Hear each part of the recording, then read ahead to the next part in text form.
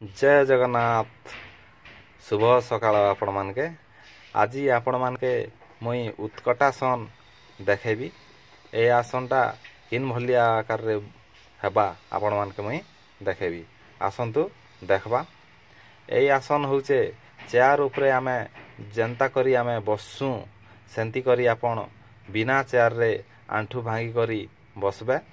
दुई पाद एवं पापुली मध्य रे 8 बा 10 इंच व्यवधान रहिबो। पादर पापुली दुईटी समांतराल रहिबो एवं उरु एवं भूमि सामंतराल रहिबो। दुई हाथ आगकू सीधा करी रखि पारंती अथवा दुई हाथ देई कमर धरी पारंती।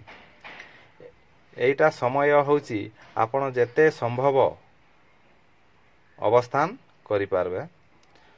मझी मझी रे एटा शवासन करी करी आपण पुणी आउ थरे ए आसन रे लीन रही पारबे।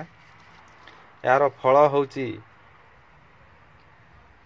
आपण जदि सदा बेले आसनटा करिवे ताहेले पादर बात ह्रास पाए, पाद मजबूत हुए।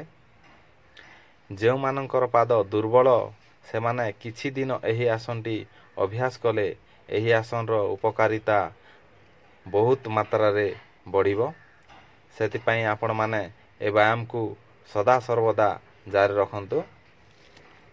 वर्तमान देखन हाथ को लंबे की मु रहिली आंटुरे अंटारे मध्य आपण देई पारबे एवं हाथ को आग को लंबे करी मध्य बसी पारबे। ए आसन करबा द्वारा आपण मानके की लाभ मिलुची केते कष्ट होची देखिबाकू सहज किंतु बहुत कष्ट। जदि आपण मानकू मोर योगासन पसंद लागुची ताहले लाइक करंतु, कमेंट करंतु, सब्सक्राइब करंतु। रहूची नमस्कार।